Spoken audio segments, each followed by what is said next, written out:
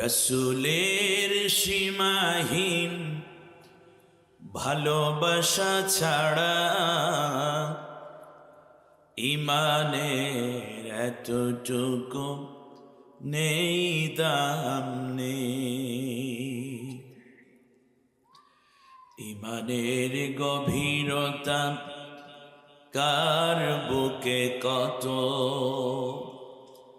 পর করার দিন এলো সামনে। রসুলের সীমাহীন ভালোবাসা ছাড়া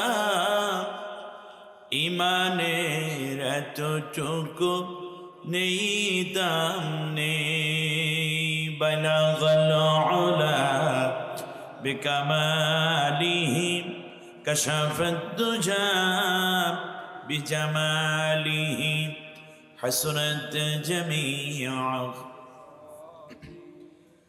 সল্লু আলাইহি ওয়া আলিহি। ওয়ালাম্মা বালাগা আশুদ্দাহু আতাইনাহু হুকমান ওয়া ইলমা ওয়া কাযালিকা নাজজিল মুহসিনিন।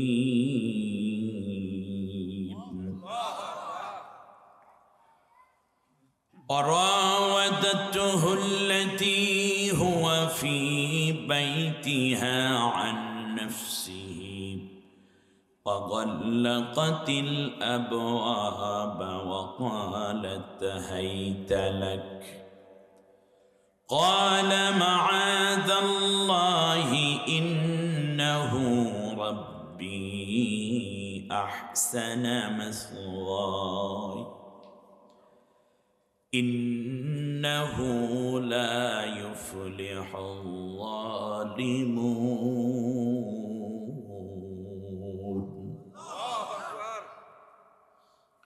অর্থ হচ্ছে, স্মরণ করো এক ঐতিহাসিক প্রেক্ষাপট যা ঘটেছিল আজ থেকে নিয়ে প্রায় 3700 বছর, এর চেয়েও কিছু বেশি সময়। ইউসুফ নামক একজন নবী শিশুবেলা থেকেই একটা পর্যায়ে তিনি যখন 7 বছর বয়সে উপনীত হলেন, ছোট্টবেলায় মা মারা গেল, বয়স ছিল মাত্র 4 বছর। তারপরে 7 বছর বয়সের সময় ভাইরা দিল কূপে ফেলে মারার জন্য। সেখান থেকে আমি আল্লাহ তাআলা তারে বাঁচাইয়া নিয়ে গেলাম মালিক মিশরের ঘরে। মালিকে মিশর ব্যবসায়ী বণিক, সে তাকে বিক্রি করে দিল মিশরের প্রেসিডেন্ট আজিজ মিশরের কাছে। 7 বছর বয়স থেকে নিয়ে যখন তার বয়স এখন পূর্ণ হয়ে গেল 27 বছরে, সুবহানাল্লাহ। তাহলে আজিজ মিশরের ঘরে কত বছর থাকলো? 20। হিসাব কিতাব ভালো করে বুঝে নিতে হবে। বয়স যখন 27, একটি রাষ্ট্রের প্রধানের ঘরের মধ্যে রইলেন 20টা বছর পর্যন্ত। রাজনীতি বুঝলেন, অর্থনীতি বুঝলেন, সমাজনীতি বুঝলেন, শিক্ষানীতি, পররাষ্ট্র স্বরাষ্ট্রনীতি, যুদ্ধনীতি, সন্ধিনীতি, সব কিছু যখন তার ভিতরে চলে আসলো, আমি আল্লাহ রব্বুল আলামিন তার ভিতরে আর একটা জওয়ানি শক্তি দান করলাম, মানে তিনি যৌবনে উপনীত হয়ে গেলেন। জ্ঞান বিজ্ঞানের সবচেয়ে বড় গুরুত্বপূর্ণ একটি স্টেজে তিনি অবস্থান করছেন। বয়স 27, আর এইদিকে হলো কি, বালেগ হয়ে গেছেন। কি হয়ে গেছেন?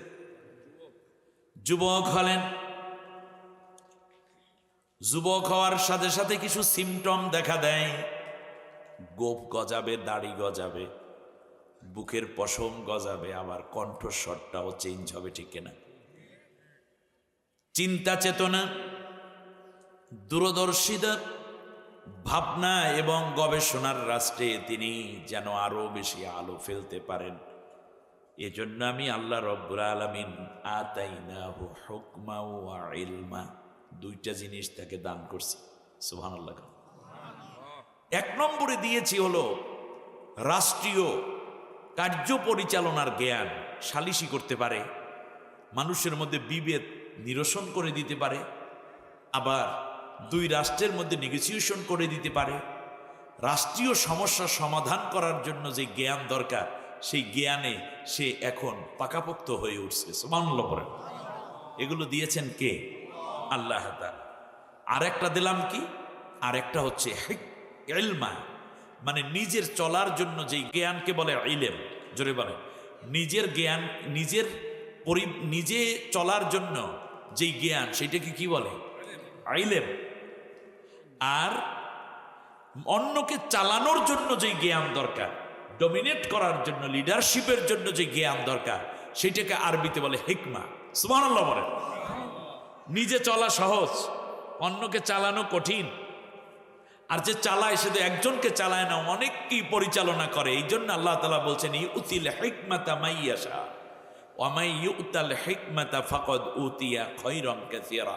আমি আল্লাহ যাকে হিকমত দেই তাকে অনেক কল্যাণ দেই, তবে আমি যাকে দয়া করি তাকেই এই হিকমতটা দেই। সবাইকে পলিটিক্যাল জ্ঞান, রাষ্ট্র পরিচালনার জ্ঞান, অন্যকে পরিচালনা করার জ্ঞান আমি দেই না। হ্যাঁ, যাকে দেই তাকে অনেক কল্যাণ দিয়ে ধন্য করে দেই। সুবহানাল্লাহ বলেন। তাহলে এখানে পাইলাম কি কি দেওয়া হইল ইউসুফ আলাইহিস সালামকে? কয়টা জিনিস? একটা হলো হিকমত, আর একটা কি? ইলম। وَكَذَلِكَ نَجْزِي الْمُحْسِنِينَ। এমনি করি আমি আল্লাহ নেককারদেরকে পুরস্কৃত করে থাকি। তাই ইউসুফ আলাইহিস সালামকে আল্লাহ এখানে কি উপাধি দিলেন? নেককার। সুবহানাল্লাহ বলেন। কি জ্ঞান?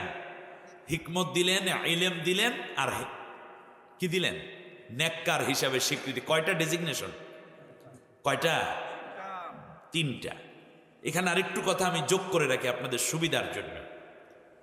বিশ্বনবী সাল্লাল্লাহু আলাইহি ওয়াসাল্লাম বলেছেন ইউসুফের ব্যাপারে, হুয়া কারিম ইবনে কারিম ইবনে কারিম ইবনে কারিম। তিনি নিজে কারিম, সম্মানিত। সম্মানিত এক নবীর পিতা সন্তান, সম্মানিত এক নবীর নাতি, সম্মানিত এক নবীর পুতি। পুতি বুঝেন? এর মানে তিনি একজন নবী, তার বাবার নাম ইয়াকুব, তিনি একজন নবী। ইয়াকুব পয়গম্বরের বাবার নাম ইসহাক আলাইহিস সালাম, তিনি একজন নবী। ইসহাক আলাইহিস সালামের পিতার নাম মুসলমানদের জাতির পিতা ইব্রাহিম খলিলুল্লাহ, তিনিও একজন নবী। আল্লাহর রাসূল বলেন পৃথিবীতে কোন নবীর সিলসিলায় এত বেশি বেশি নবী হয়েছে এইটা অন্য কোন নবীর ক্ষেত্রে হয় নাই, কেবল ইউসুফের ক্ষেত্রেই হয়েছে। সুবহানাল্লাহ। হয়তো বাবা নবী, ছেলে নবী, এরকম হয়েছে, বা দাদা পর্যন্ত, কিন্তু ইউসুফ আলাইহিস সালাম ছিলেন 4 পুরুষ নবী। সুবহানাল্লাহ। এরপর আল্লাহ রাব্বুল আলামিনের হাবিব বলেন মেরাজের রাতে আমি 4র্থ আসমানে যখন উঠলাম, 4র্থ আসমানের দারোয়ানকে বলিয়ে দরজা খোলাইয়া নিলেন জিবরিল আলাইহিস সালাম। আমি এই আসমানে উঠে একটা সালাম দিলাম। আমি দেখতে পেলাম দূর থেকে একজন যুবক ছেলে, এত সুন্দর চেহারা, এত সুন্দর তার গঠন, জান্নাতের একটা রেশমি চাদর পরা, আর তার পায়ের হলো সোনালি খচিত একটা পায়ের। চাদরের পার থাকে না, পায়ের হলো কিসের? স্বর্ণ খচিত। এরা টানতে টানতে আসতেছে, মানে গায়ে দেবে সময় নাই, দৌড়ায়। বাচ্চারা দেখেন অনেক সময় আব্বু আইসে রে কুর্তা পড়তেছে আর দৌড়াইতেছে, এই মানে বাবাকে অনেক দিন পর বিদেশ থেকে আসছে দেখে এরকম হয়, বা বাজার থেকে আসলে এভাবে ইউসুফ পয়গম্বর দৌড়চ্ছে। আল্লাহর নবীর কাছে আসলেন, দৌড় দেখেই নবী জিজ্ঞেস করলেন জিবরাইলের নাম কি? কোন নবী দৌড়ে আসতেছেন আমার দিকে? আল্লাহর রাসূল বললেন, জিবরিল বললেন, নবী আপনি কি চিনেন না? আল্লাহর নবী বললেন, আমি কি কোনোদিন এই জায়গায় আসছি নাকি? জিবরিল বললেন, না তা তো ঠিকই বলেছেন, এ হচ্ছে হযরতে ইউসুফ ইবনে ইয়াকুব ইবনে ইসহাক ইবনে ইব্রাহিম। আল্লাহ নবী দুইটা হাত বাড়িয়ে দিলেন, মুসাফা করলেন, মুআনাকা করলেন। নবীজি ইউসুফের কপালে এবং চোখে চুমু খেলেন। সুবহানাল্লাহ। দুইটা বাহু শক্ত করে এভাবে ধরলেন, ধরে ইউসুফের দিকে অপলক তাকিয়ে রইলেন। অনেকক্ষণ তাকিয়ে থাকার পরে দুইজনে কথাবার্তা হলো, কুশল বিনিময় হলো। আল্লাহর রসুল দুনিয়ায় আসলেন, মেরাজ শেষ করে বললেন, আমার সাহাবীরা শোনো, তাম পৃথিবীর সমস্ত সুন্দরগুলোকে যদি এক জায়গায় করা হয়, সব সুন্দর চেহারাগুলো যদি এক জায়গায় করে সমান 4 ভাগে ভাগ করা হয়, তাহলে 4 ভাগের 1 ভাগ শুধু ইউসুফের চেহারার মধ্যে আল্লাহ রব্বুল আলামিন রেখে দিয়েছে। এ হলো ইউসুফ। সেই ইউসুফ যখন যৌবনে উপনীত, তখন আল্লাহ তাআলা তাকে রাষ্ট্র ক্ষমতা পরিচালনা করার জন্য জ্ঞান দিলেন। সব নবীগণ ছিলেন রাষ্ট্র পরিচালনার জ্ঞানে একেবারে পরিপূর্ণ জ্ঞানী। সুবহানাল্লাহ বলেন। এই জন্যই রাষ্ট্র শক্তির বিরুদ্ধে নবীদের লড়তে হয়েছে। আর তদানীন্তন যারা রাষ্ট্রশক্তি ছিল সবাই নবীকে বিভিন্ন রকম হেনস্থা করেছে। সাধারণ পাবলিক নবীদের উপর খেপে নাই, বেশিরভাগ খেপেছে রাষ্ট্র ক্ষমতায় যারা, তারা। যেমন হযরতে নূহ আলাইহিস সালাম যখন দ্বীনের দাওয়াত শুরু করলেন, তদানীন্তন রাষ্ট্রশক্তি তার উপরে অত্যাচার করলো, শেষ করে দেওয়ার হাজার ষড়যন্ত্র করল। ইব্রাহিম আলাইহিস সালাম দ্বীনের দাওয়াত দিলেন। নিরীহ একটা মানুষ, অত্যন্ত বিনয়ী এবং ভদ্র, সবচেয়ে বড় শরীফ এবং জ্ঞানী বিজ্ঞ মানুষ, ইব্রাহিম আলাইহিস সালামকে হত্যা করার জন্য উদ্যোগ নিল। ক্বালু হাররিকুহু, তারা আগুনে পোড়াইয়া শেষ করে দাও, আগুনে জ্বালিয়ে শেষ করো। চিন্তা করুন, একটা জীবন্ত মানুষ তাকে ধরে আগুনের মধ্যে পোড়াইয়া শেষ করবে। কত বড় হিংস্র নমরুদ! আমার কথা আপনাদের বুঝে আসছে? নমরুদ রাষ্ট্রের কি? পান বেচে, গরুর ফৈরামি করে, কি লাকড়ি বিক্রি করে? রাষ্ট্রের কি? শাসক। কারণ নবীরা এসছেন, ওয়ালাকাদ বাআসনা ফি কুল্লি উম্মাতির রাসূলা আন ইবুদুল্লাহা ওয়াজতানিবুত তাগুত। প্রচলিত ইসলামহীন, আল্লাহর বিধানবিহীন রাষ্ট্র ক্ষমতা যারা পরিচালনা করে, তাদেরকে পরাজিত করে, তাদের নীতি নিয়মকে পরাজিত করে আল্লাহর দ্বীনকে বিজয় করার জন্য আমি সব নবীকে পৃথিবীতে প্রেরণ করেছি। আনে ইবুদুল্লাহ ওয়াজতানিবুত তাগুত, তাগুত থেকে বাঁচো আর আল্লাহর গোলামিত্ব করো। সুবহানাল্লাহ। হযরতে মূসা আলাইহিস সালাম আসলেন, গেলেন ফিরাউনের কাছে। মূসা পয়গম্বরকে দেখে ফিরাউন বলল, জারুনি আক্তুল মূসা, আমাকে ছেড়ে দাও, আমি মূসাকে হত্যা করব। কি করবে? হত্যা করবে। তাহলে বলুন তো দেখি, এই যে হত্যা করার জন্য সব আয়োজন ফিরাউন করল, ফিরাউন রাষ্ট্রের কি? শাসক, রাষ্ট্রপ্রধান, সরকার প্রধান। এমনি করে করে ঈসা আলাইহিস সালামের কাছে আসলেন। দাকিয়ানুস নামক অত্যাচারী বাদশা ঈসা আলাইহিস সালাম দ্বীনের দাওয়াত দেন, আর ঈসা পয়গম্বরকে ধরে ক্রুশবিদ্ধ করে হত্যার জন্য আয়োজন করলো রাষ্ট্রপ্রধান। আল্লাহ রব্বুল আলামিন তাকে তুলে নিয়েছেন, সেটা আলাদা কথা, কিন্তু হত্যার ব্যাপারে তারা মোটেও কার্পণ্য করে নাই। মূলত রাষ্ট্রশক্তি, ঠিক কিনা? তাহলে রাষ্ট্রশক্তির সাথে বাজে কেন? রাষ্ট্রশক্তির সাথে বাজে এই জন্য নবীর এসেছেন রাষ্ট্রশক্তি আল্লাহর দেখানো বিধান অনুযায়ী পরিচালনা করতে। আর তারা চায় তাদের ধ্যান খেয়াল অনুযায়ী, তাদের সুবিধা অনুযায়ী আইন পাশ করে দেশ চালাতে। আর নবীরা বলছেন তোমাদের কোনো আইন নেই, আমারও কোনো আইন নেই, আমরা আল্লাহর গোলাম, আল্লাহর আইন মেনে নেব। এই দ্বন্দ্ব চিরন্তন। মুসা আলাইহিস সালামকে হত্যা করতে চাইলে এরপর বলল, ইন্নাকা লামাজনুনিন, বেশি কথাবার্তা বলবো না, আমৃত্যু কারাদণ্ড দিয়ে রাখবো। লূত আলাইহিস সালাম সেখান থেকে সামুদ কওমে লূতের কথা বলেন, তাদের নবীদেরকেও এমনি করেই তারা প্রত্যাখ্যান করেছে। আর নবীগণ রাষ্ট্র ক্ষমতার জায়গায় গেছেন, তার কারণ হইল রাষ্ট্র যখন যাদের হাতে থাকে যে কোনো কাজ করা তাদের জন্য কঠিন না সহজ। এই জন্য পৃথিবীতে যত নবী এসেছেন সাধারণ কোনো গ্রামের পরিচালনার জন্য পাঠানো হয়নি সংসার পরিচালনা করার জন্য, ব্যবসা পরিচালনা করার জন্য। নবীগণ সবাই এসেছেন টোটাল রাষ্ট্র পরিচালনা করার জন্য। রাষ্ট্র পরিচালনায় দুইটা জ্ঞান দরকার, ইলমা এবং হিকমা। সুবহানাল্লাহ, হিকমাত এবং ইলম, এই দুইটা জিনিস দরকার। এই জন্য আল্লাহ তাআলা নবীদেরকে এটা দিয়েছেন। আপনি দেখুন, মুসা আলাইহিস সালামকে শেষ করে দিতে চাইল ফেরাউন। এবারে আসেন দাকিয়ানুস বাদশাহ চাইল হযরতে ঈসা আলাইহিস সালামকে হত্যা করতে, আর আমাদের পয়গম্বর মুহাম্মদ সাল্লাল্লাহু আলাইহি ওয়াসাল্লামকে যে হত্যা করতে চাইল তার নাম কি? কথা বলেন না। আবু জেহেল রাষ্ট্রের কি? আজও পর্যন্ত যারা সত্যিকার দ্বীনের দাওয়াত দেয় তারাও চায় রাষ্ট্রটা আল্লাহর বিধান অনুযায়ী চলুক। তার কারণ এই জমিনের মালিক কে? ওই আসমানের মালিক কে?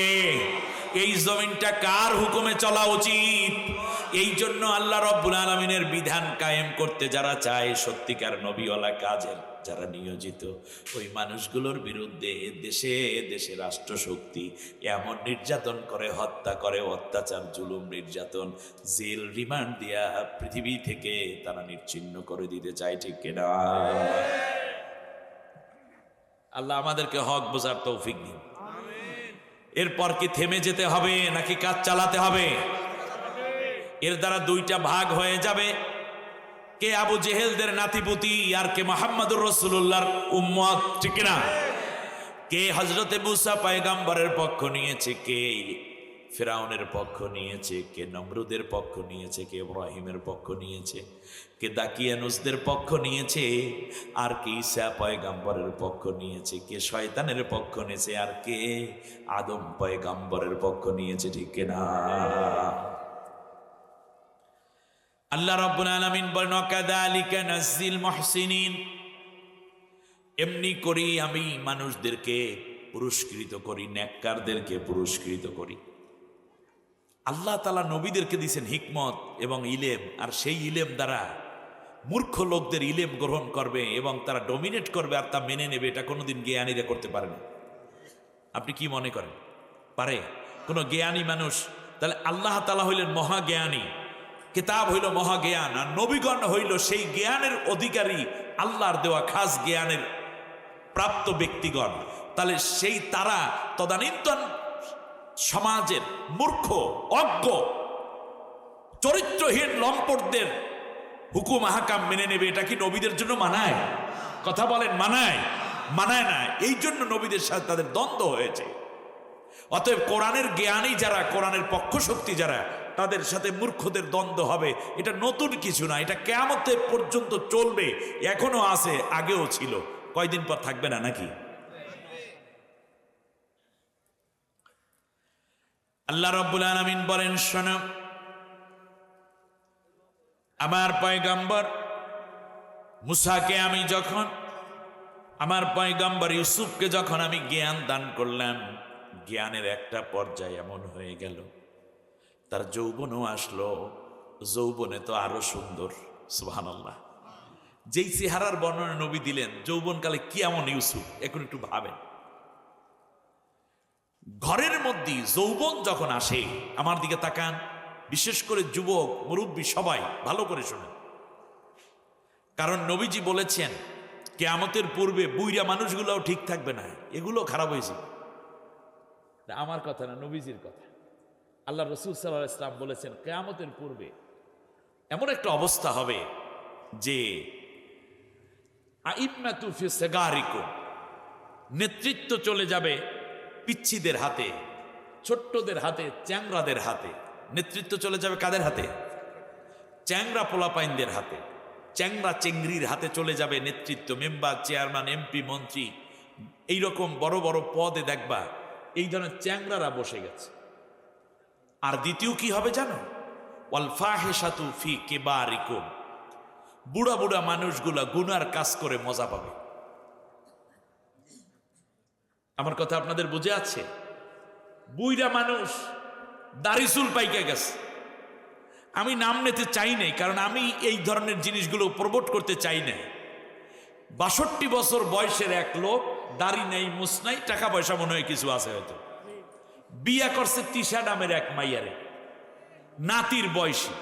বেশ, বিয়া করছো, ভালো করছো, তোমার বউ দরকার, বিয়ে করেছেন, আপনি মুরব্বী মানুষ, হয়তো বা বউ মারা গেছে আপনার, অথবা চলে গেছে, যাই হোক, আমি তো অত হিস্টোরি জানি না। একটা বিয়ে করা তার দরকার, আপনি বিয়ে করছেন, ভালো কথা। তাকে বউয়ের মর্যাদা দিয়ে বউয়ের মতো চালাইবেন। তাকে বানাইছে এখন অন্যকে দেখানোর পণ্য। আর মেয়েটারই বা কি লজ্জা, তুই একটা যৌবনা মেয়ে, আমি সব পাইছি, তুই কি পাইছি? তুই বুঝিস কি? সব কিছু বুঝিস তুই? সব বুঝতে হইলে তো অনেকের কাছে যাইতে হয়, নাউজুবিল্লাহ। তো তুমি সব পাইলে কেমনে? হ্যাঁ পেয়েছো, আলহামদুলিল্লাহ, শুকরিয়া আদায় করো, এটাও ভালো যে সব পেয়েছো। এটা মিডিয়ায় যেতে হবে, এখানে যাইতে হবে, ২১শে বই মেলায় যেতে হবে, মিডিয়ায় গিয়ে আবার সাক্ষাৎকার দিতে হবে, এর উপর আবার বই লিখতে হবে। এই বই আবার কেউ টাকা দিয়ে কেনে? ঠিক, জাতির রুচি নষ্ট হয়েছে, রুচির আকাল যাচ্ছে। আমি তো বড় ধ্বংস দেখছি। এর মানে বুইরাই মনে হয় চাচ্ছে যে আমার মতো যারা আসো এইরকম কাঁচা মাইয়া বিয়ে করো, আর মেয়েটা মনে হয় চাচ্ছে যে বুইরাদের সাথেই থাকো, মজা বেশি। যুবক, তোমরা ঠিক কাও, বউ পাবা না, তোমরা পাবা না, বুঝিটা লইয়া যাইব সব। মূল বিষয় তো এটা নয়। বিয়ে করার পর পরই তাকে পর্দাপুশিদের মতো চালানো। আমি দুইটা কথা ভবিষ্যৎবাণী আমি করি না, তবে যে রাস্তায় বুড়া যাচ্ছে, মুরব্বী ৬২ বছরের বুড়ায়, তার অবস্থা ভালো না। কয়দিন পরে এই মেয়ে তাকে এখানে থাকবে কিনা সন্দেহ আছে, কারণ সে যেইভাবে তার বউকে উন্মুক্ত করে দিয়েছে। অপরদিকে এই মেয়ে যদি চলে না যায়, আল্লাহ না করুন, আল্লাহ না করুন, তাহলে বুইরা হার্ট অ্যাটাক করে না আত্মহত্যা করে, আমার ভয় হয়।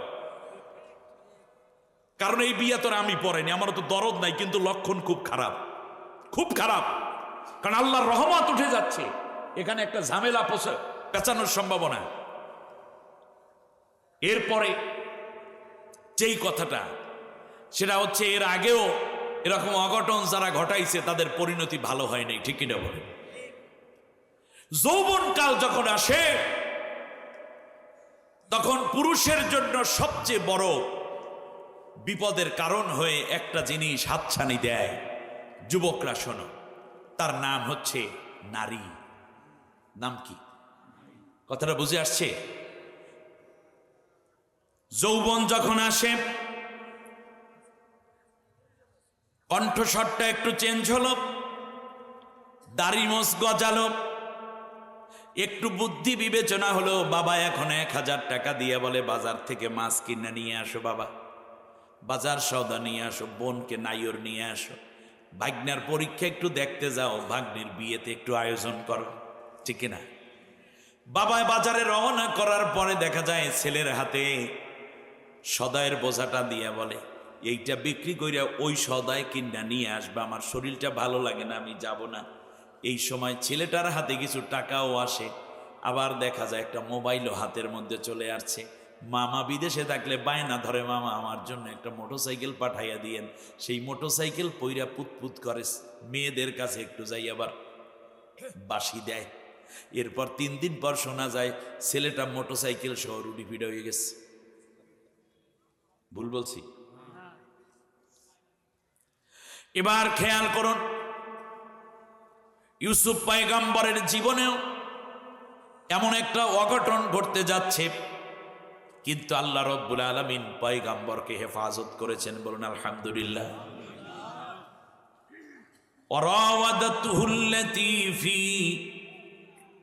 রাওয়াদাতুহুল্লাতী হুয়া ফী বাইতিহা আন নাফসিহি, একজন মহিলা এমন যে হলো ওই ঘরেরই গৃহকর্ত্রী, ঘরের মালিক, মানে রাজপ্রাসাদের মালিক দ্বারা বোঝানো হচ্ছে ঘরের মধ্যে রাজা মানে প্রেসিডেন্টের স্ত্রী নাম হলো জুলাইখা। খুব মজার ঘটনা, কিন্তু আমি মজা দিতে পারবো না, তবে আপনাদের কিছু কাজ দিয়ে যেতে পারবো ইনশা আল্লাহ। মহিলা ইউসুফ আলাইহিসসালামকে নিল, 6 তলা বিল্ডিং, রাজপ্রাসাদ, আধুনিক বিল্ডিং সেই সময়ে মিশরে। 6 তলা বিল্ডিং এর উপরে রয়েছে একটা রঙ্গমহল, যেইটার মধ্যে রয়েছে উলঙ্গ নারীর মূর্তি, পুরুষের মূর্তি, যেইগুলা দেখলে নারী পুরুষের মাথায় নষ্ট হয়ে যাওয়ার অবস্থা। এই রুমটার মধ্যে ইউসুফ কোনোদিন যায় নাই। ইউসুফ পয়গম্বরকে ডেকে ডেকে ওই রুমের মধ্যে ঢুকাইয়া গল্লা কতিল আবওয়াব, সব দরজাগুলো বন্ধ করে দিয়েছে। সব দরজা কি করেছে?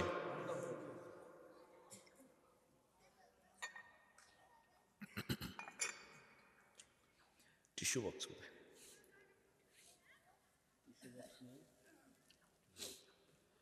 দরজাগুলো বন্ধ করে দিল। দরজা বন্ধ করে এই রুমের মধ্যে ইউসুফ আর মহিলা, বাইরের কোনো লোক নাই। ডাক দিয়া বলতেছে, হাই তালাক, ও ইউসুফ, যা ইচ্ছা তাই করো। যুবকরা শুনতেছ না কি বলল? যা ইচ্ছা তাই করো। তোমার হয়েছে কি? ও ইউসুফ, তোমার কি হয়েছে? তুমি বুঝতেছ না কেন তোমাকে আমি একা ডেকে নিয়ে আসছি? এটা কি বলা লাগে নাকি? কে বলতেছে? জুলাইখা। জুলাইখার কাহিনীটা একটু বলি। আজিজ মিশরের সাথে তার বিয়ে হয়েছে, কিন্তু তাফসীরের কিতাবে আছে আজিজ মিশর ছিল নন পুরুষ, এবং যেহেতু তার কোনো বাচ্চা হয় নাই, বেবি হয়নি কোনো, ফলে তার চেহারা সুরতের কোনোই ভাঙন হয়নি। কার? জুলাইখা। আর রাজকীয় খাবার খায়, প্রেসিডেন্টের বউ, স্বর্ণালঙ্কার, খাদেম খুদ্দাম, খাদেমা, খাবার দাবার, আরাম আয়েশ, কোনো অভাব আছে? নাই। তা রাজপ্রাসাদে থাকে রানী, আরো বাচ্চা কাচ্চা হয় নাই। মনে হয় বয়স কিছুটা হইল, বোঝা যাচ্ছে না তার কোনো রকম বয়স হয়েছে। দেখেন না, একটু আরাম আয়েসে থাকলে, ওই যে মহিলা এমপি মন্ত্রী যাই হয়টায় বিভিন্ন রাষ্ট্রে, আমাদের দেশের কথা কই না, মনে হয় প্রত্যেক মাসে 10 বছর করিয়া বয়স কমতে আছে। ঠিক সেই অবস্থা। হাই তালাক, তোমার হলোটা কি?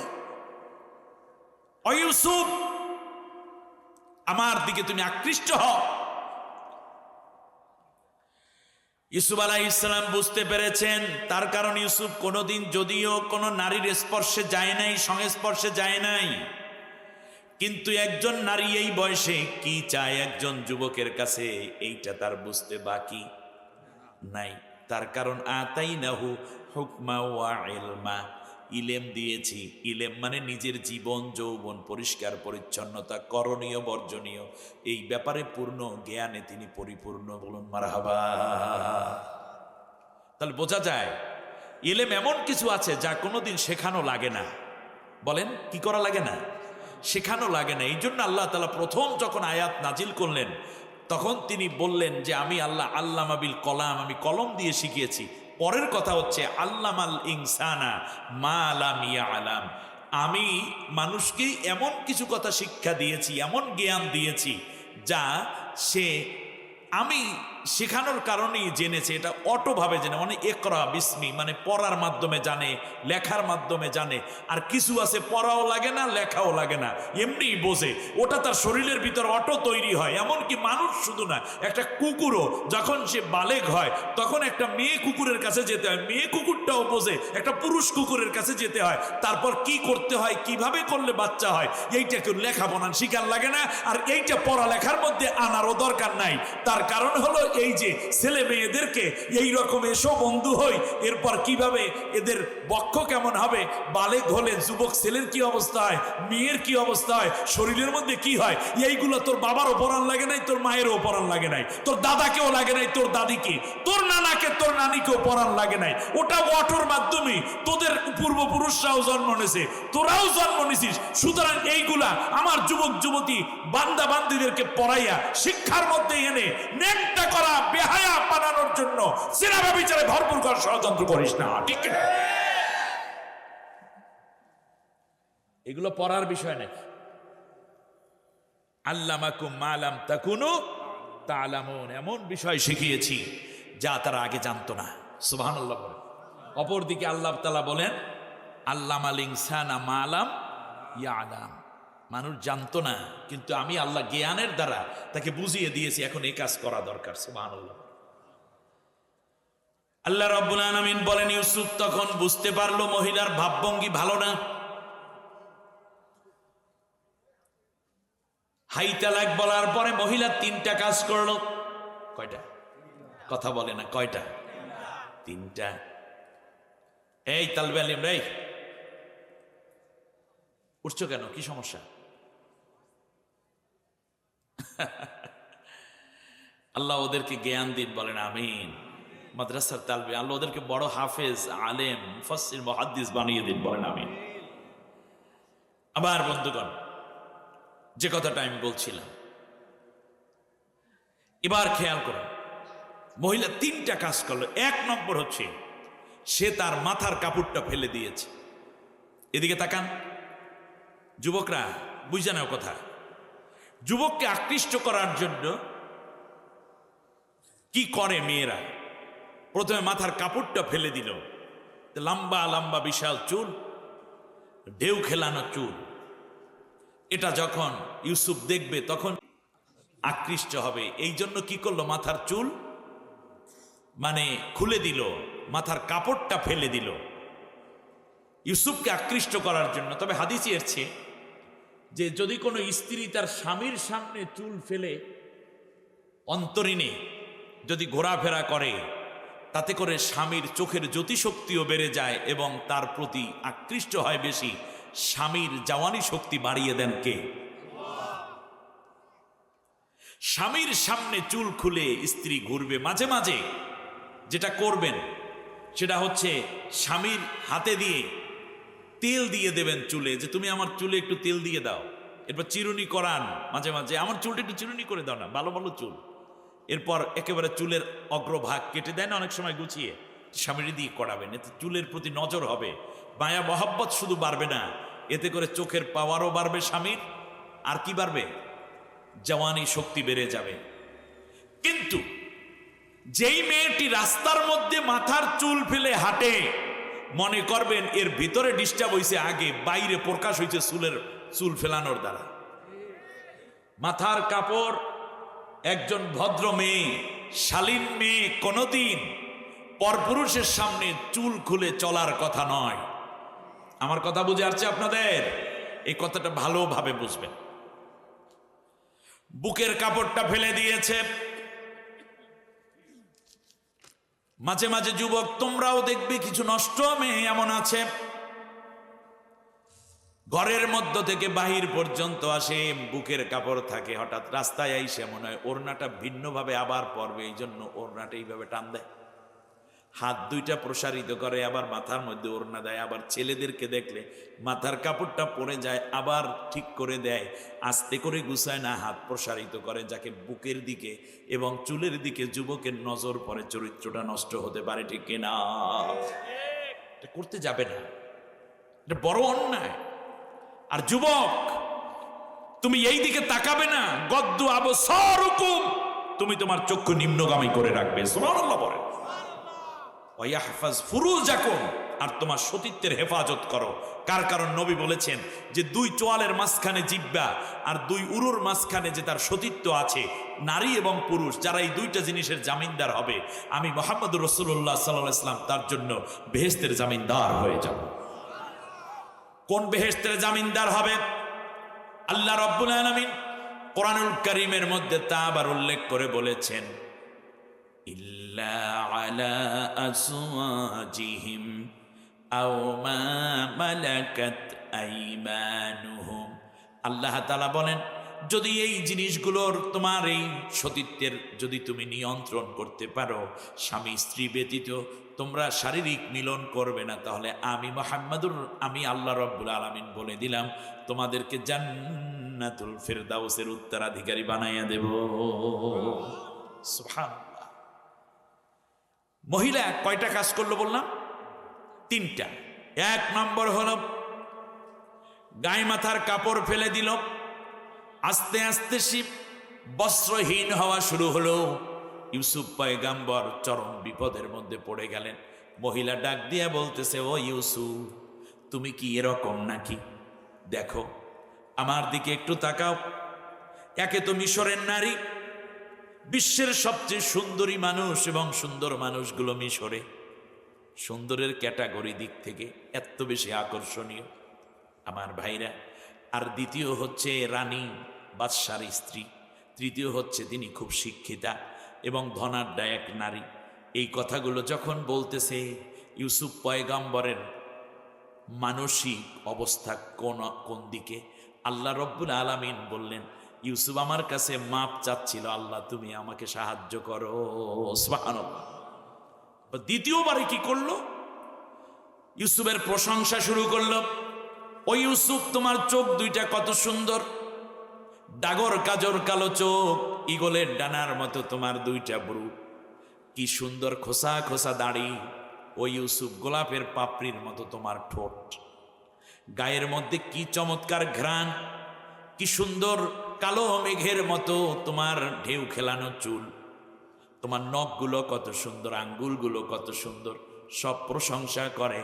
আমার যুবক ভাইরা, মনে রাখবা, কোনো মেয়ে যদি বলে ভাইয়া আপনার কণ্ঠস্বর না খুব সুন্দর, মনে করবা তার ভিতরে উদ্দেশ্য খারাপ। হাতের লেখায় এত সুন্দর, আপনার গায়ে কি সুন্দর ঘেরান, কি সেন্ট ব্যবহার করেন, আপনাকে না লাল জামাটা পরলে খুব সুন্দর লাগে, আপনি কথা বললে মনে হয় যেন কবি কবি একটা ভাব।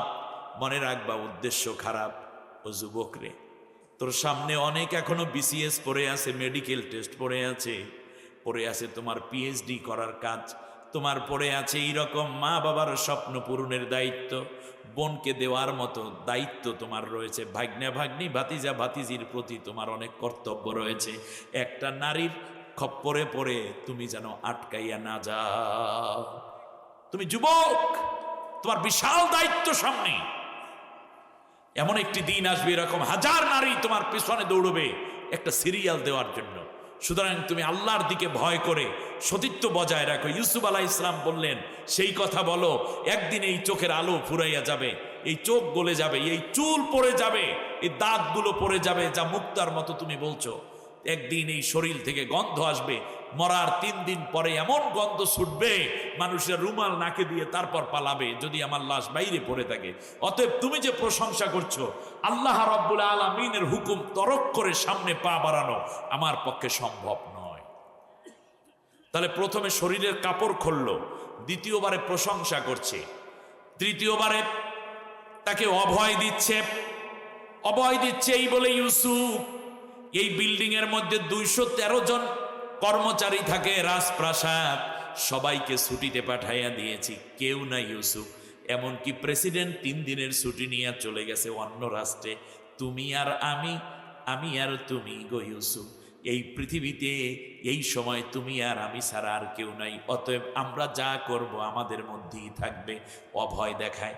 এই জন্য আপনারা দেখবেন যারা গুনার কাজ করতে চায় তারা বলে, একটুখানি এই যে 14ই ফেব্রুয়ারি, আসো না একটু ফুল দেওয়া দই করি, চলো একটু ঘুরতে যাই, চলো সি বিচে যাই, চলো একটু রমনার বটমূলে যাই, চলো না চন্দ্রিমা উদ্যানে যাই, চলো না আরেকটু কোথাও যাই।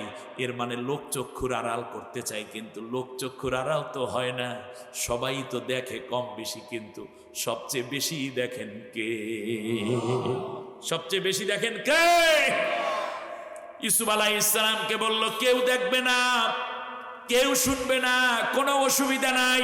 এই ধরনের কথাগুলো বলে গুনার কাজের দিকে আকৃষ্ট করে ইউসুফ আলাইহিস সালাম চোখের পানি ছেড়ে দিয়ে বললেন, কেউ দেখবে না। কে বলেছে? পৃথিবীর কেউ না দেখলেও কূপের মধ্য থেকে যেই আল্লাহ আমার ডাক শুনে আমারে বাঁচাইয়ে দিয়েছেন, সেই আল্লাহ তো দেখবে। আল্লাহু আকবার। এবার প্রস্তাব করলো, ইউসুফ শোনো, যদি তুমি আমার মনের আকাঙ্ক্ষা পুরা করে দাও, তাহলে আমি তোমাকে কি করব শোনো, আমি তোমাকে আমার বেড পার্টনার বানাইয়া রাখবো। বাইরে স্বামী হিসাবে থাকবে নং পুরুষ স্বামী আজিজ মিশর, কিন্তু ভেতরে ভেতরে তুমি তো আমার ঘরেই লালিত পালিত। এখন থেকে নতুন একটা গোপন সম্পর্ক তোমার সাথে আমি করব। কোনো অসুবিধা নেই ইউসুফ, তোমার জীবন যৌবন আমার সাথে ব্যবহার করবা, কেউ বুঝবে না। এক। দ্বিতীয় হলো, প্রয়োজনে আজিজ মিশরকে আমি হত্যা করে তারপরে তোমাকে আমি মিশরের প্রেসিডেন্টের জায়গায় বসাইয়া দেব। আপনারা শুনতেছেন না কথা? আপনি দেখেন এত বড় অফার, এত বড় অফার ইউসুফের সামনে। ইউসুফ আলাইহিস সালাম বলেন, কি বলে?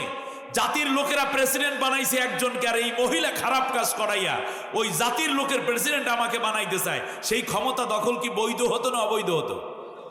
জোরে বলেন, কি বৈধ না অবৈধ? কিন্তু আল্লাহ রাব্বুল আলামিন মিশরের প্রেসিডেন্ট হিসাবে ইউসুফ আলাইহিস সালামকে পরবর্তীতে বসাইছেন কিনা? তো এইটা ছিল বৈধ, এইটা কি বৈধ, আর ওইটা ছিল কি অবৈধ। অতএব নারীরা চায়, কোন নারী চায় অবৈধভাবে কেউ ক্ষমতায় আসুক, ক্ষমতায় বসুক, বা আমার কথা সে শুনে ক্ষমতা ভার গ্রহণ করুক। কিন্তু পয়গাম্বর নেককারেরা চায় না অন্যায়ভাবে আসতে, তারা চায় বৈধভাবে ক্ষমতায় আসতে। ক্ষমতা কয়ভাবে দখল করা যায়? একটা কি আর একটা কি অবৈধ। ইউসুফ আলাইহিস সালাম কি অবৈধতে গেছিলেন? না, কারণ জাতির লোকেরা যাকে প্রেসিডেন্ট বানিয়েছে তিনি হবেন প্রেসিডেন্ট। আমি হঠাৎ করে মহিলার তালে বইরে কেন প্রেসিডেন্ট হতে যাব? সুবহানাল্লাহ বলেন। ইউসুফ আলাইহিস সালাম চিন্তা করলেন, আল্লাহ আমি কি করব? ক্বালা মাআযাল্লাহ, আল্লাহ আমি তোমার কাছে সাহায্য চাই।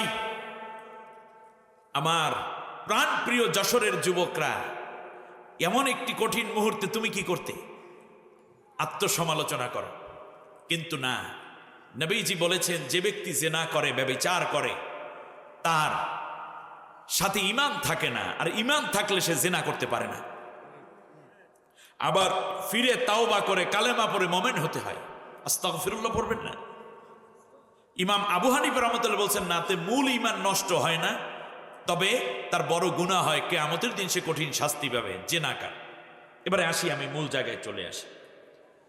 ইন্নাহু রাব্বি আহসানা মাসওয়াই, আল্লাহ তোমার কাছেই আমার সবচেয়ে শ্রেষ্ঠতম নিরাপদ জায়গা। বলুন আল্লাহু আকবার। আল্লাহ রব্বুল আলামিন বলেন, এমনি অত্যাচার পীড়ন তথা মানসিক যন্ত্রণা দিয়া কিংবা অন্যায়ভাবে যারা অন্যের সতীত্ব নষ্টের পেছনে ইন্ধন যোগাইবে, তারা হইল জালেম। তারা কি? এই যে ভ্যালেন্টাইন্স ডে, এটার নাম কি? ভ্যালেন্টাইন্স ডে না? এটার যে আবিষ্কারক এবং বাংলাদেশে আনছে একজন বুড়া, ওয়াল ফাহিশাতু বিকিবারিকুম, লাল গোলাপ অনুষ্ঠান করত। এর নাম জানো কি? শফিক রেহমান, জায়জা দিনের সম্পাদক। উনি আছেন না মারা গেছে তাও জানি না। বাংলাদেশে এই নষ্ট জিনিস ঢুকাইছে নাকি উনি? আহা, আমার দেশের যুবক যুবতীরা এমনিই তো শিক্ষা সংস্কৃতির অন্যায়, তার মধ্যে একটা খারাপ জিনিসের উদ্ভব করে গেলেন তিনি। আল্লাহ বলছেন, এই মানুষগুলো হইল জালিম। কার কারণ হলো আমার নেককার বান্দাদের মধ্যে গুনাহের প্রবণতা সৃষ্টি করে দেয়। এরা কোনোদিন সফল হয় না, না দুনিয়ায় না আখেরাতে। এবারে আসি, সূরার নাম হলো সূরা ইউসুফ। সূরার নাম কি? ইউসুফ। আয়াত আছে 111টা, রুকু আছে 12টা। কোরআনের 12 নম্বর সূরা এবং 12 নম্বর পারায় এই সূরাটা আছে। আমি খুব এক্সক্লুসিভলি একটা কোশ্চেন করি আপনাদের কাছে। এই যে 111কে যদি আমরা স্মার্টলি উচ্চারণ করি, তাহলে বলা যায় 111। কি বলা যায় বলেন তো দেখি? 111। আর যদি বাংলায় বলি তাহলে এটাকে বলা যায় 111। জোরে বলেন, কি বলা যায়? 111। বাংলাদেশের স্বাধীনতা, সার্বভৌমত্ব, বাংলাদেশের সেনাবাহিনী, বাংলাদেশের নিরাপত্তা বাহিনী, এবং বাংলাদেশের মানবাধিকার এবং রাজনৈতিক অধিকার ভঙ্গ করার জন্য ১/১১ বাংলাদেশের উপরে হানা দিয়েছিল, মনে পড়ে কিনা আপনাদের? সেই দিন থেকে নিয়ে আজও বাংলাদেশ আর কোমর খাড়া করে দাঁড়াতে পারে নাই। এজন্য আমি ১/১১ যেই সূরার মধ্যে আছে সেই সূরাটা বাছাই করেছি। এক। দ্বিতীয় হচ্ছে এখানে রয়েছে ১২টা রুকু, ১২ নম্বর সূরা, ১২ নম্বর পারা। ১২ কেন? তার কারণ হচ্ছে বাংলাদেশের প্রেক্ষাপটে মিশরের মানুষেরা বালেগ হয় ২৫ বছরে সেই সময়, কারণ মানুষ বেশি হায়াত পেত তখন। আর এখন যেহেতু বাংলাদেশের এই আবহাওয়ায় মেয়ে এবং ছেলে যাই বলেন, আমাদের ছেলে মেয়েরা বালেগা হয় কত বছর বয়সে? তাহলে এখানে রুকু আছে কয়টা? পারা নম্বর কত? ১২। এবং সিরিয়াল কত? ১২। তাহলে ১২র মধ্যে একটা কাজ আছে। সেই ১২ বছরে যখন কোনো ছেলে মেয়ে উপনীত হয়, তখন স্কুলে পড়ুক আর মাদ্রাসায় পড়ুক, ইংলিশ মিডিয়ামে পড়ুক আর বাংলা মিডিয়ামে পড়ুক, তখন সে কোন ক্লাসে পড়ে? কোন ক্লাসে পড়ে বলেন তো দেখি? না, সেভেন, রাইট। কে বলছেন দেখি তো কথাটা? এই যে টিচার, রাইট, এরা রাখে। কারণ ৫ বছর বয়সে একটি বাচ্চা স্কুল কিংবা মাদ্রাসায় ভর্তি হয়। ভর্তি হওয়ার পরে যখন সে ৭ম শ্রেণীতে পড়ে তখন যায় ৭ বছর। আর ভর্তি হইল কত বছরে? ৫ বছরে। তখন তার মোট বয়স হয় কত? ১২ বছর। এই ১২ বছরের কারণ হইল ১২ নম্বর সূরা, ১২ নম্বর পারা, ১২ নম্বর ১২টা রুকু, এই হইল ১২। আর 11 হইল ওই কাহিনী। এখন আমি আপনি ১২কে বুঝি আর না বুঝি, যারা ইসলাম বিরোধী তারা এই 7-এর বইয়ের মধ্যেই দিয়েছে শরীফার কাহিনী। বইয়ের মধ্যে রয়েছে আমার আপনার ছেলে মেয়ের জন্য বানিয়ে দিচ্ছে যে এসো বন্ধু হই ছেলে মেয়েরা। এরপরে একটু একটু করে যেন আমাদের উঠতি বয়সের ছেলে মেয়েগুলো নষ্ট হয়ে যায়, সেজন্য অনেক রকমের কার্যক্রম তাদের হাতে দেয়া হচ্ছে। এখন এই জায়গা থেকে যদি আমরা কথা বলি, তাহলেই মনে করবেন যে এক শ্রেণীর মানুষ যারা সমাজের মধ্যে অন্যায়কে প্রশ্রয় দিতে চায়, তারা কিছু কথা বিরোধিতা করা শুরু করে, ঠিক কিনা বলেন? আমি শুধু তাদের জন্য কথা বলি।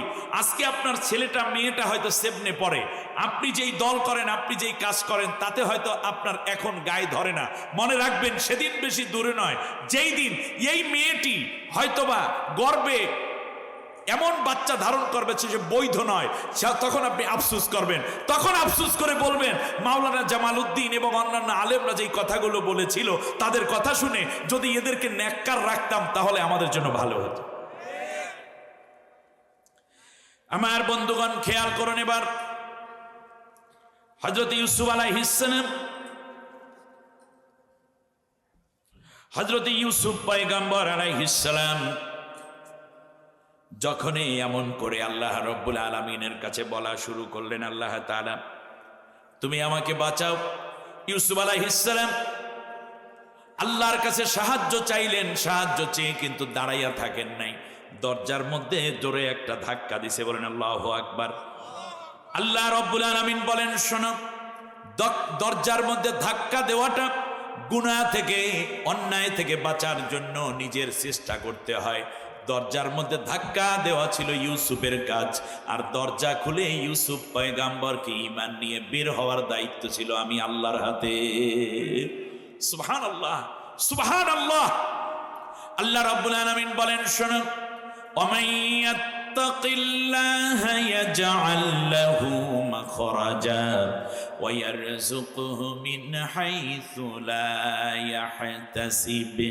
মনে রাখবেন, এই পৃথিবীতে কেউ যদি গুনাহ থেকে বাঁচার জন্য চেষ্টা করে, আমি আল্লাহকে ভয় করে, তাহলে তাকে গুনাহ থেকে বাঁচার জন্য আমি আল্লাহ তাআলা হাজার রাস্তা তৈরি করে দেই, আর এমন জায়গা থেকে আমি রিজিক দিয়া দেই যা সে কোনোদিন কল্পনাও করতে পারে নাই।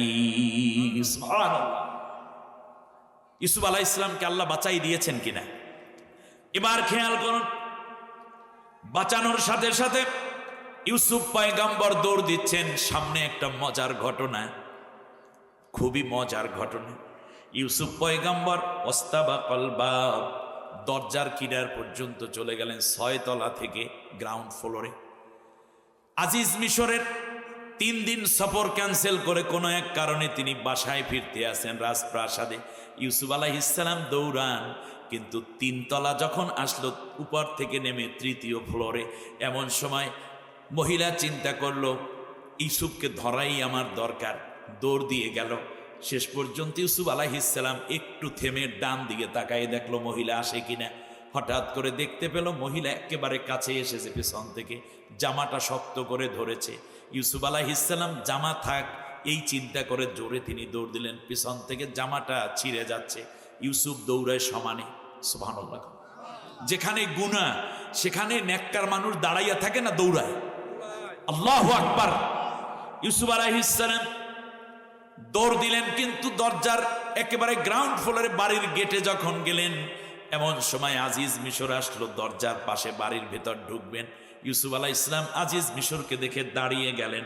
পেছন দিক থেকে মহিলা একেবারে স্বল্প কাপড়ে পরিহিত, সেও দৌড়াচ্ছে, দৌড় দিচ্ছে। আজিজ মিশরকেও তার চোখে পড়ে নাই, ইউসুফকেও চোখে পড়ে নাই। সে মনে করতেছে ইউসুফ সামনেই আছে। খেয়াল করেছেন আপনারা? অর্থাৎ নারীদের মধ্যে এমন কেউ আছে, যখন কোনো বিষয় নিয়ে তারা চিন্তা করে ওটা ভালো না মন্দ সেই চিন্তাও তার মাথার ভিতর থাকে না, সামনে যেটা করতে চায় সেইটাই করে ফেলে। আল্লাহ তাআলা এই ধরনের নারীদের থেকে আমাদের জাতিকে হেফাজত করুন। নারীরা তো আমার মা, নারী আমার খালা, নারী আমার ফুপি, নারী আমার নানি দাদি। আমরা বিয়ে করেছি তা তো এক নারীকেই বিয়ে করেছি। মেয়ে নারী আমার কন্যা, মেয়ে আমার কন্যা। কিন্তু এরপরেও এর মধ্যে কিছু প্রকৃতির এমন নারী আছে যারা এত একগুঁয়েমি, সেটা দ্বারা সে সমালোচিত হোক, তাতে তার প্রতি যত রকমের খারাপ বলুক মানুষে, তাতে কিচ্ছু যায় আসে না। সে যা করতে চায় সেটা করবেই করবে। এইরকম কিছু নারী সমাজে আছে না নাই? ইউসুফ আলাইহিস সালাম লজ্জা পেলেন, সাথে সাথে আজিজ মিশর বলেন, এই জুলাইখা। মাত্র তার হুঁশ হইল, হায় হায় আমি কি করছি।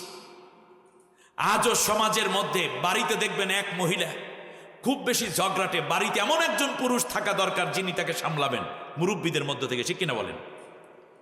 এবার খেয়াল করুন, যখনই এই অবস্থাটা হলো, আজিজ মিশর বলল, তোমার এই কি অবস্থায়, এ কি করলা?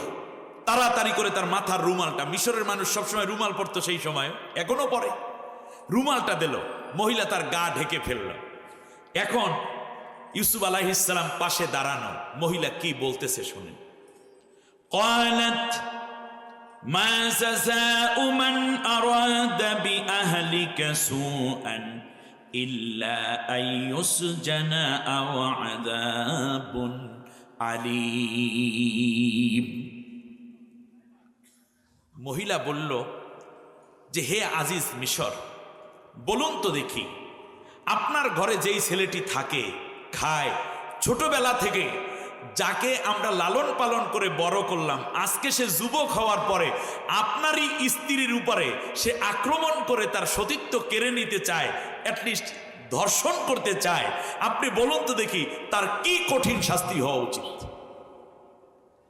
আপনারা মনে হয় কথাটা বুঝতেছেন না। আমি কি আসমানের কথা বলি নাকি? কোরআনের কথা। তাহলে এই অন্যায়ের পেছনে কাজ করেছে কি ইউসুফ নাকি মহিলা? সেই মহিলা এখন মামলা দিচ্ছে কার বিরুদ্ধে? ইউসুফ নবীর বিরুদ্ধে। এমন মামলাটা দিল কার কাছে? যিনি রাষ্ট্রপ্রধান। অন্যায়গুলো করলো সব সে, আর মামলা খাচ্ছে কে? ইউসুফ আলাইহিস সালাম। মামলা খাচ্ছে কে? ইউসুফ আলাইহিস সালাম। আসলে তো ইউসুফের মামলা করার কথা মহিলার বিরুদ্ধে বাদশার কাছে, তো মামলা করলো মহিলা। মহিলা মামলা তো করলোই, শেষ পর্যন্ত বলল যে ইল্লা আইয়ুস জানা, তার শাস্তি দেবা কি? তাকে জেলের ভিতর ঢুকাইয়া রাখো, অথবা মহা কঠিন শাস্তি দাও যে কোনো দিন সে এই কাজে আর সাহস না করে। তাহলে দেখুন, মামলা করছে। তাহলে আজিজ মিশর রাষ্ট্রের প্রধান, তিনি তদন্ত করবেন, তারপর রায় দেবেন। কিন্তু মহিলা আজিজ মিশরের উপরে আবার বলল কি রায় দেবা, সেই ব্যাপারেও আজিজ মিশরকে প্রেসার ক্রিয়েট করে রাখলো। কথা বুঝতেছেন না মনে? এবার খেয়াল করুন, ইউসুফ আলাইহিস সালাম বললেন, না না বাদশা, বিষয়টা এইরকম নয়। قال هي راودتني عن نفسي وشاهد شاهد من أهلها বাদশা গো, এই মহিলা যে কথাটা বলতেছে মোটেও সত্য নয়। আসল সত্য হলো সে আমাকে প্রবৃত্ত করতেছিল, আমাকে উস্কে দিচ্ছিল। বরং আমি আল্লাহ রব্বুল আলামিনের ভয়ে কোনো খারাপ কাজে লিপ্ত হই নাই। বলুন আলহামদুলিল্লাহ। আজিজ মিশর বললেন, যদি কথা এটাই হয় তাহলে তোমার পক্ষে একজন সাক্ষী নিয়ে আসো। আমার ভাইরা, মামলা করলে যে সাক্ষী দেবে সে, এটাই তো কথা। কিন্তু আজিজ মিশর সাক্ষী আনতে বলল কাকে? ইউসুফকে। এটা কিন্তু সঠিক বিচার ছিল না।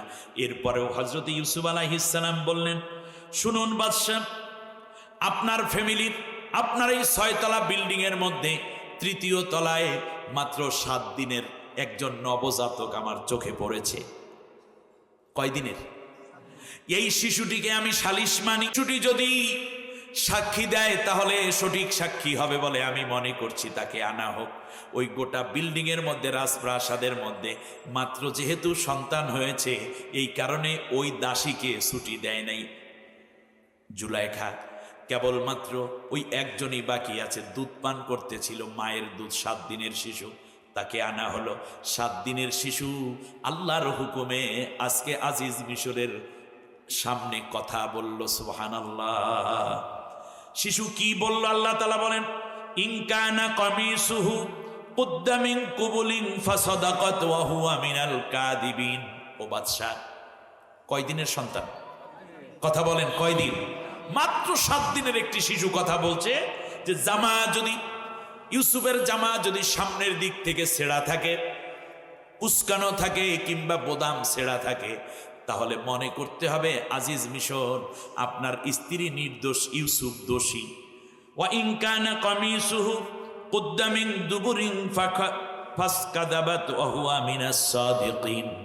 আর যদি জামা পেছন দিক থেকে ছেঁড়া থাকে তাহলে মনে করতে হবে আজিজ মিশর, তাহলে মনে করবেন আপনার স্ত্রী দোষী, ইউসুফ নির্দোষ। কারণ ইউসুফ পয়গম্বর দৌড়ায় আর মহিলা পেছন দিক থেকে টেনে রাখতে চেয়েছে। শুধু এতটুকু বলে শিশুটা আগের মতো আবার ওয়া ওয়া করে কান্না জুড়ে দিল।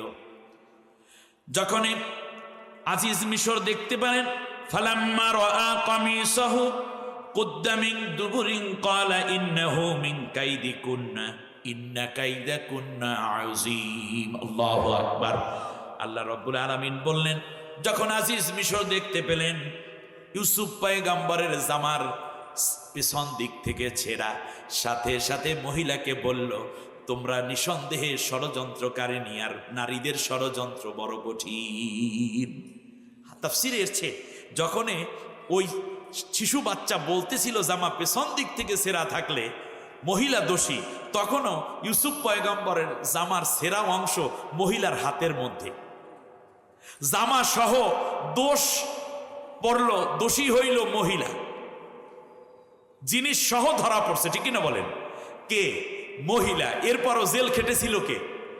ইউসুফ আলাইহিস সালাম। কারণ দুইটা, হযরত ইউসুফ পয়গম্বর আলাইহিস সালামকে লক্ষ্য করে।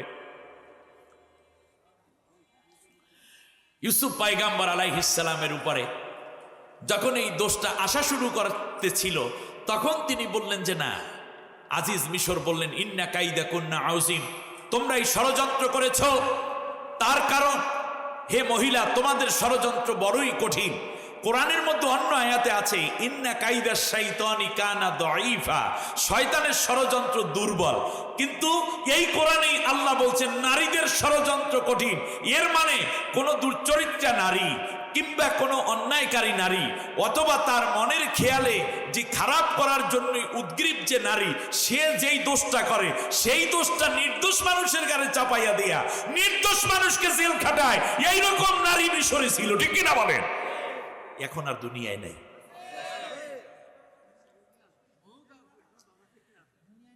এই কথাগুলো বোঝার জন্য আমি আপনাদেরকে এখনই বুঝতে বলুন, এখন শুধু সেভ করেন, এখন শুধু মাথায় সেভ করেন।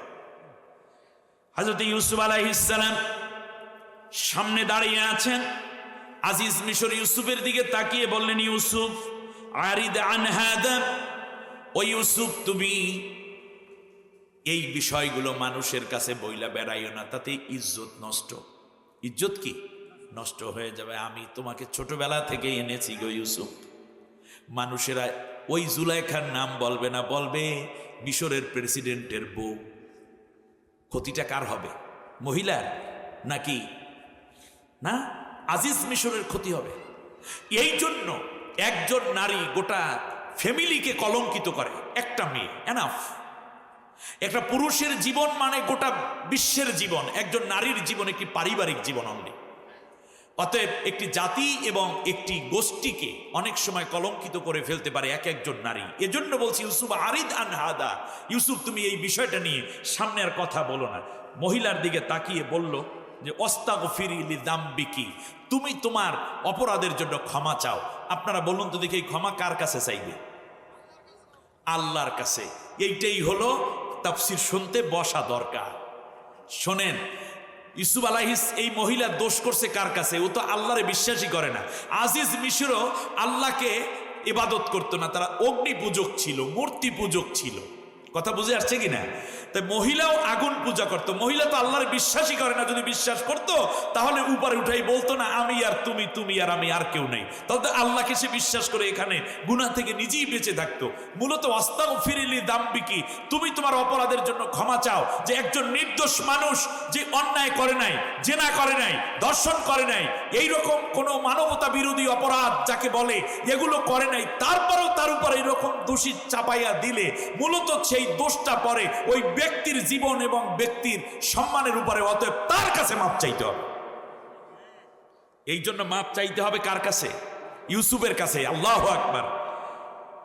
ইন্নাকি কুনতি মিনাল খাতিন।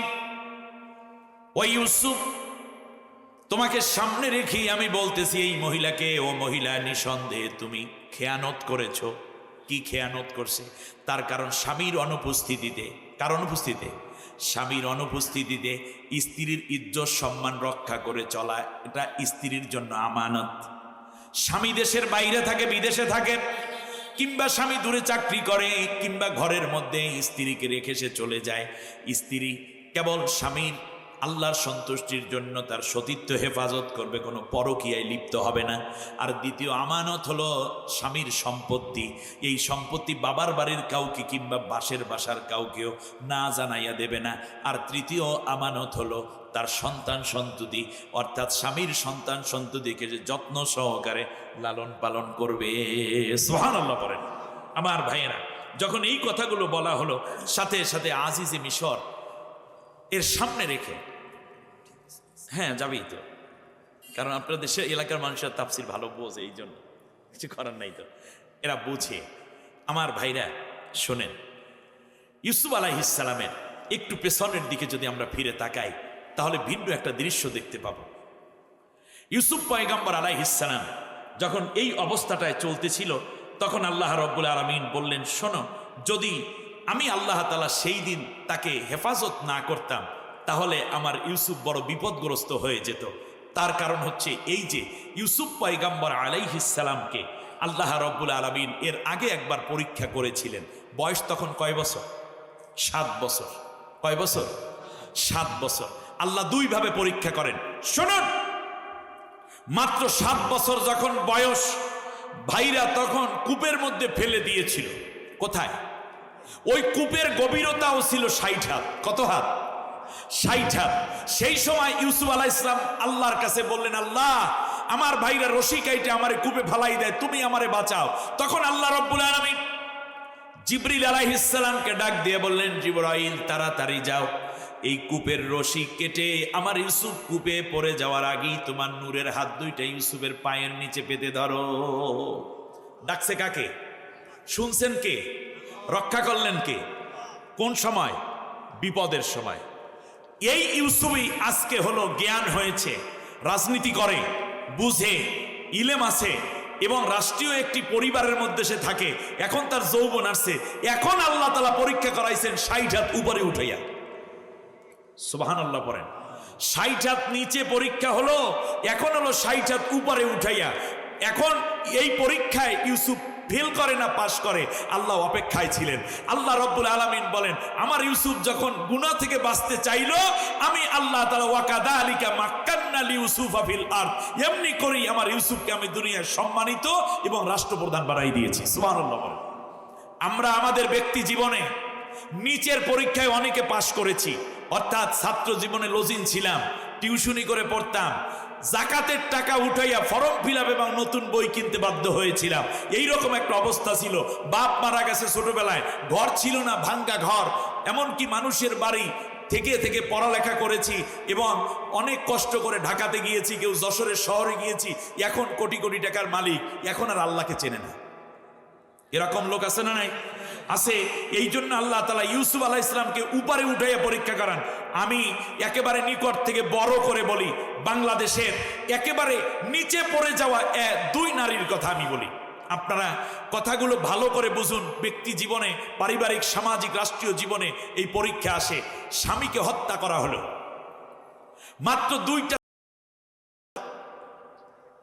বিধবা এক নারী, 2 ইয়াতিম সন্তান নিয়ে আল্লাহর কাছে কাঁদলেন। আল্লাহ রব্বুল আলামিন বললেন, যাও, আমি তোমাকে 3-3বার দেশের প্রাইম মিনিস্টার বানাই দিলাম। এই 3-3বার হওয়ার পরে যদি আল্লাহর কোরআন দিয়ে রাষ্ট্র চালানো হতো, যদি ইসলামী শিক্ষাকে বাধ্যতামূলক করা হতো, তার কোনোই ক্ষতি হতো না। আর একজন নারী যাকে আল্লাহ সম্মানিত করেছেন, সুবহানাল্লাহ, নারীদেরকে সম্মানিত করেছেন কে? আল্লাহ। উপরের নিচের পরীক্ষায় বাবা, ভাই, বোন সবাইকেই তো শত্রুরা হত্যা করে ফেললো। আল্লাহ তাআলা বললেন, তুমি অনেক কেঁদেছো 2টা বোন, তোমাদেরকেও আমি আল্লাহ সম্মানের উচ্চ জায়গায় নিয়ে গেলাম। সুবহানাল্লাহ। 4বার প্রাইম মিনিস্টার কে করেছেন? কে বলেন দেখি, কে করেছেন? কিন্তু আল্লাহ তাআলা বলেন, আমি তাকাইয়া থাকি তোমরা উপরে উঠে আমাকে ভুলে যাও নাকি মনে রাখো। তো উপরে উঠে মনে রাখা অনেক কষ্ট হয়ে যায়। ছাত্র জীবনে লজিন থেকেছেন, কষ্ট করেছেন, টিউশনি করেছেন, এই কষ্ট মনে আছে। ওই সময় তাহাজ্জুদ পড়েছেন, চোখের পানি ছেড়ে কেঁদেছেন। আর এখন আপনি পুলিশের ঊর্ধ্বতন কর্মকর্তা, এখন আল্লাহরে ভুলে গেছেন, 5 ওয়াক্ত নামাজও আপনি পড়েন না। আল্লাহ রাব্বুল আলামিন বলেন, শোনো, সেই সময় আমার ইউসুফকে মৃত্যুর হাত থেকে আমি বাঁচিয়েছিলাম। ইউসুফ পয়গাম্বরকে তারা মারতে চেয়েছিল, একটাই কারণ, বলেন আস্তাগফিরুল্লাহ, একটাই কারণ। আল্লাহ রাব্বুল আলামিন বলেন, যেই উদ্দেশ্যে তারা মারতে চাইল তা হলো এই যে লিয়াখলুকাকুম ওয়াজহু আবিকুম, একটা হলো উদ্দেশ্য, সেটা হচ্ছে যে যাতে করে ভাইয়েরা যেন ইউসুফ পয়গাম্বরকে চোখের আড়াল করে বাবাকে যেন তাদের দিকে নিতে পারে। আলহামদুলিল্লাহ। সম্মানিত ভাইরা, আমি শেষ করে দিচ্ছি। শেষ কথাটা হচ্ছে এই যে একটা পর্যায়ে দেখা গেল যে মহিলা শেষ পর্যন্ত নিজের কাজকে বৈধতা দেওয়ানোর জন্য সে এমন করলো, ওয়ানিসওয়াতুন ফিল মাদিনাতি ইমরাতিল আজিজ, সে সম্ভ্রান্ত নারীদেরকে ডেকে বলল যে তোমরা ইউসুফকে বলছে এত নেককার নেককার, আসলে ইউসুফ নেককার নয়, বরং ইউসুফ হলে এমন চরিত্র যে সে আমার সাথেই খারাপি করতে চেয়েছে। এই কথাগুলো যখন অপপ্রচার মহিলা শুরু করলো, ইউসুফ আলাইহিস সালাম বলেন, আল্লাহ, এর চেয়ে তুমি আমাকে জেলের ভিতর ঢুকাই রাখো। আরেকটা জিনিস আমরা জানলাম, 7 বছরের শিশু কথা বলার কথা নয়, কথা বলার কথা নয়, কিন্তু একজন নির্দোষ মানুষকে নির্দোষ প্রমাণিত করার জন্য আল্লাহ তাআলা 7 বছরের শিশুকে দিয়েও কথা বলান, ঠিক কিনা বলেন? আমরা যদি একটু গবেষণা করে সামনে আগাই, দেখুন বাংলাদেশের প্রেক্ষাপটে একজন নেককার আলেম যিনি দোষ করেননি, তারপরে অনেকগুলো দোষ তার সামনে আনা হলো, তখন অনেক দাড়িওয়ালা, টুপিওয়ালা, দাড়ি পাকা মানুষগুলো আদালতে দাঁড়িয়ে তার বিরুদ্ধে কথা বলেছে, কিন্তু একজন হিন্দু মানুষ ওই নির্দোষ কোরআনের সাথীর পক্ষে কথা বলেছে। তার পক্ষে কথা বলার কথা নয়, কিন্তু কথা বলাইছেন কে? আল্লাহ রব্বুল আলামিন। অতএব আল্লাহ আমাদের জন্য যথেষ্ট, এবং বিপদে পড়লে এই রকম লোভ লালসা কিংবা বিপদ কোনো সময় বিচলিত হওয়া যাবে না। আল্লাহ রব্বুল আলামিন আমাদেরকে কবুল করুন এবং আমাদের প্রজন্মকে অন্যায়, গুনাহ এবং কুপ্রবৃত্তি থেকে বাঁচার জন্য ইউসুফ পয়গাম্বরের মতো ঈমান ধারণ করার তৌফিক দান করুন। দাঁড়ানো ভাইরা বসে পড়েন।